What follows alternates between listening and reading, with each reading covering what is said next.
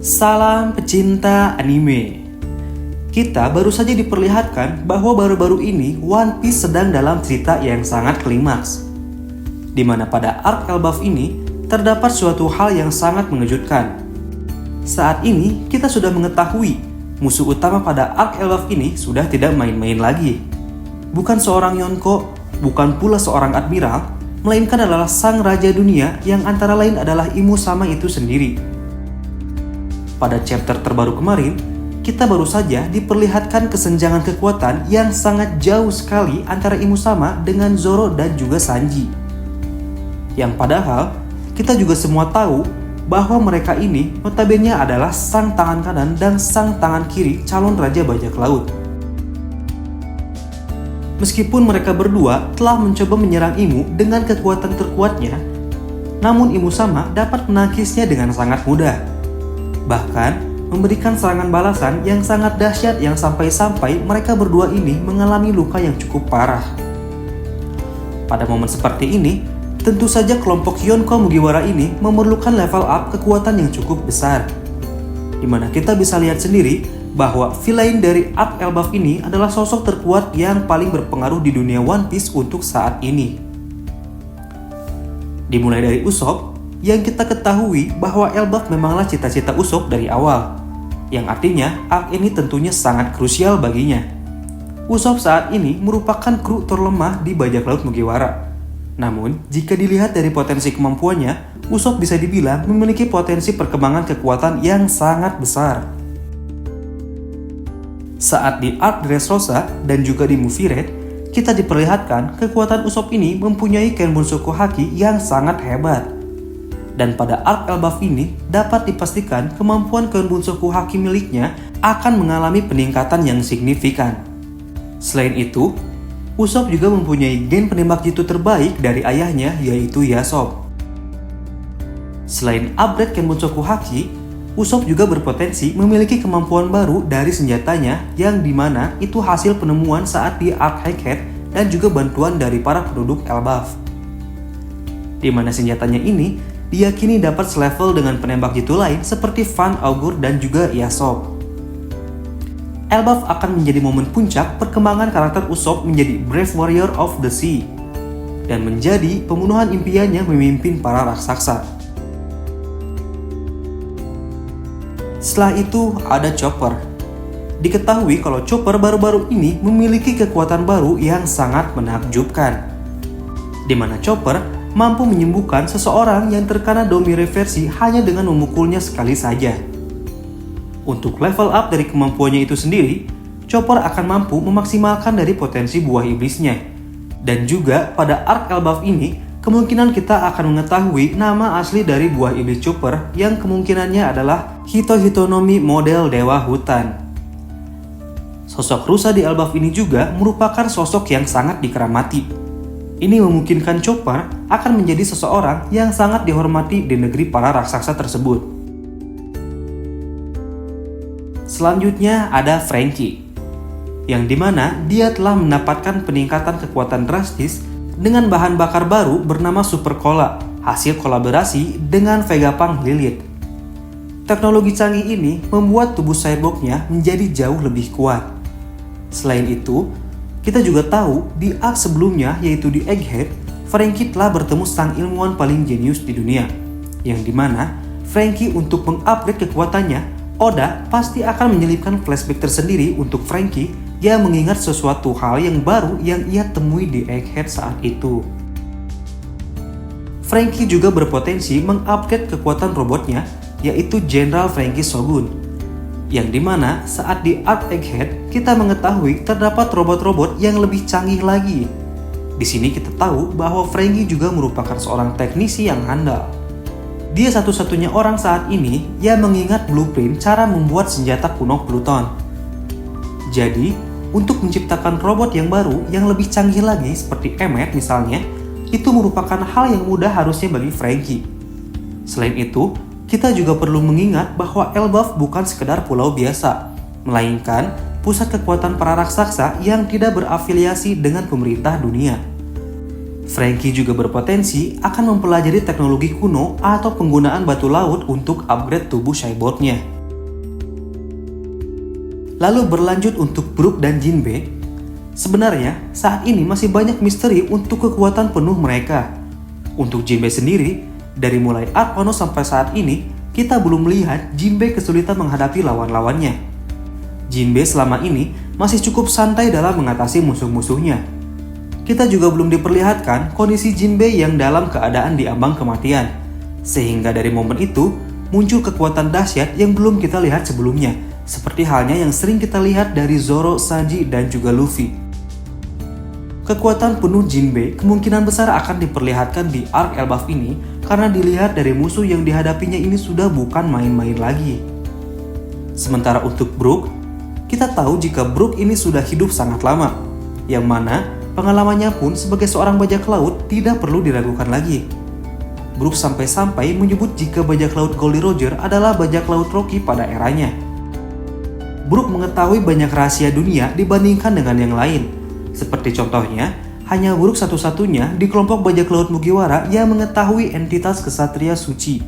Dan menariknya, ternyata Brook juga mengenal Gunko. Entah karena efek buah iblis atau janji masa lalu yang menyebabkan Brook tidak mengeluarkan kekuatan aslinya. Namun yang jelas, di arc ini memungkinkan Brook akan mengeluarkan kekuatan yang hebat dari mulai haki dan kemampuan teknik berpedang miliknya. Selanjutnya untuk Nami dan Robin. Sebenarnya, kita melihat bahwa kekuatan mereka ini sangatlah dahsyat, di mana Nami yang mewarisi salah satu kekuatan dari Big Mom, yaitu Zeus, dan juga Robin yang telah upgrade kemampuan buah iblisnya menjadi sosok raksasa seperti pada arc Wano. Namun dilihat dari kemampuan mereka yang sudah sedahsyat ini, hal yang perlu mereka miliki sebagai level up kekuatannya yaitu hanya haki saja. Dimana jika mereka mampu menguasai Ken Bunsoku dan Bosozoku Haki, ini menjadi jaminan bahwa kedua wanita di kru SHP ini akan menjadi mimpi buruk bagi setiap lawan-lawannya. Selanjutnya Sanji.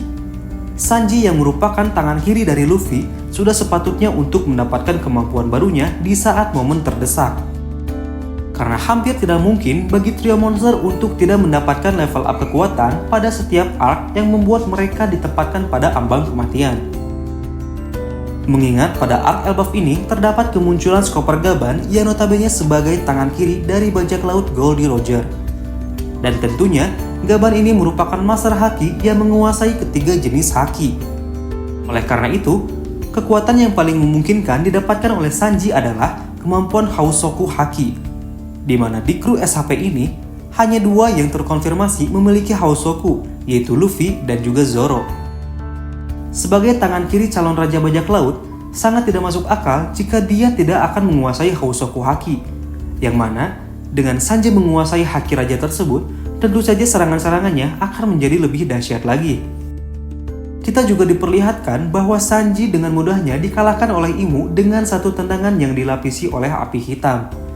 Oleh karena itu, terdapat kemungkinan bahwa Sanji akan mendapatkan kemampuan baru dengan mengubah warna apinya menjadi api hitam. Yang dimana dikonfirmasi juga bahwa api hitam itu merupakan api yang paling panas dibandingkan dengan api yang lainnya. Terdapat kemungkinan juga jika Sanji akan mendapatkan kembali kekuatan dari Stealth Blade miliknya, di mana Sanji yang telah membangkitkan pertahanan tubuh yang luar biasa akibat rancangan dari Rain Suit miliknya. Maka besar kemungkinan juga bahwa kekuatan lainnya seperti mode menghilang akan dapat dia miliki lagi. Setelah itu untuk Zoro. Kita mengetahui jika Zoro ini adalah orang terkuat kedua setelah Luffy di kru bajak laut Mugiwara ini. Sangatlah lucu ketika Zoro, sang wakil kapten dan calon pendekar pedang terkuat di dunia ini dipermainkan oleh Imu Sama. Yang mana saat Zoro melancarkan serangan terkuatnya, Imu dengan mudahnya dan santai sekali menahan serangan tersebut menggunakan ujung ekornya saja. Hal ini cukup mengingatkan kita kembali pada zaman dahulu di mana saat Zoro menggunakan 3 pedangnya yang dapat diatasi hanya dengan pisau kecil dari Mihawk. Mengingat Zoro ini bercita-cita menjadi pendekar pedang terkuat di dunia dan ingin melampaui Mihawk, maka tidak mungkin karakter sekelas ini tidak memiliki upgrade kemampuan. Hal yang sangat memungkinkan untuk Zoro di arc ini adalah di mana dia akan membangkitkan pedang Hidan Kokuto seperti halnya yang terjadi pada Mihawk dan juga Ryuma. Kekuatan dari serangan Zoro berikutnya pun dapat dipastikan akan memiliki daya serang yang luar biasa, di mana serangannya tersebut dibentuk dari kombinasi pedang hitam Kokuto dan juga penguasaan ketiga jenis haki. Lalu belum diketahui juga bagaimana luka di mata Zoro ini dapat terjadi. Namun hal ini juga dapat memicu kemunculan kekuatan baru yang berasal dari matanya. Entah itu semacam kemampuan menganalisis serangan lawan, ataupun juga dapat menjadi kekuatan yang serupa dengan Kenbun Soku Haki. Di mana Zoro ini merupakan karakter yang tidak luput dari iblis. Seperti jurusnya saja, Zoro itu dapat membangkitkan mode Asura. Dan yang baru-baru ini, julukannya adalah King of Hell. Kita juga mengetahui bahwa Zoro baru-baru ini mendapatkan serangan dari Imusama, yaitu semacam api kecil bernama Omen atau yang memiliki makna aura iblis. Serangan itu terkena muka Zoro yang sampai muka Zoro ini berlumuran darah. Oleh karena serangan Imu tersebut memiliki unsur iblis, besar kemungkinan juga mata iblis Zoro tersebut akan terangsang oleh kekuatan Imu. Lalu yang terakhir ada Luffy, sang kapten dari bajak laut Mugiwara, penyandang gelar Yonko di usia muda, dan seorang calon raja bajak laut. Untuk Luffy sendiri, sebenarnya Luffy ini belum secara penuh memaksimalkan kekuatan dari awakening buah iblisnya tersebut. Cukup berbeda dibandingkan saat sebelum awakening, Luffy seringkali sekarat pada saat pertarungan. Namun untuk kali ini, kita juga mengetahui jika Luffy selama ini belum pernah kalah melawan musuh-musuhnya saat dalam wujud Nika. Oleh karena itu, upgrade kekuatan dari Luffy ini yang pastinya adalah dengan mengetahui identitas asli dari buah iblisnya tersebut, yang mengakibatkan Luffy dapat memaksimalkan imajinasinya dan membuat serangan yang menjadi mimpi buruk bagi lawan-lawannya. Luffy juga akan dapat mempertahankan wujud Nikanya tersebut tanpa terganggu efek samping kelelahan dan menjadi tua seusai menggunakan kekuatan Nika. Jika kita lihat-lihat lagi, kekuatan Imu merupakan kekuatan kegelapan yang bahkan dapat mempengaruhi lingkungan sekitarnya menjadi layaknya makhluk yang dirasuki sesosok iblis. Sedangkan kebalikannya, Luffy berpotensi mampu untuk mempengaruhi orang-orang sekitarnya menjadi memiliki kekuatan di luar batas dengan perasaan berbahagia. Seperti layaknya para raksasa di Arc Egghead yang ikut menari ketika Luffy datang dengan membawa irama drum liberation. Namun berbeda dengan kejadian saat itu, kekuatan Luffy ini nantinya dapat membawa level up kepada orang di sekitarnya, yang dapat bertarung dengan sangat bebas dan juga dengan kekuatan yang sangat dahsyat. Dalam menghadapi ancaman final saga, tentunya kru Luffy ini harus memiliki power up yang sangat hebat. Dan itu sudah semestinya di mana kelompok Raja Bajak Laut di masa depan tidak mungkin memiliki kekuatan yang lemah. Negeri Elbaf ini bukan sekedar pulau biasa, melainkan pusat kekuatan para raksasa yang telah hidup selama ribuan tahun dan sangat jelas kaya akan ilmu pengetahuan. Oleh karenanya, Arc Elbaf ini merupakan arc yang sangat pantas untuk masing-masing orang meningkatkan kekuatannya di titik maksimal. Dan mungkin segitu dulu saja pembahasan kita pada video kali ini. Terima kasih buat kalian yang sudah bersedia menonton sampai habis. Semoga video ini dapat menghibur dan membawa kesenangan bagi teman-teman semua. Jangan lupa juga untuk like, komen, dan subscribe agar channel ini dapat membawa hiburan dan informasi menarik lainnya seputar dunia anime.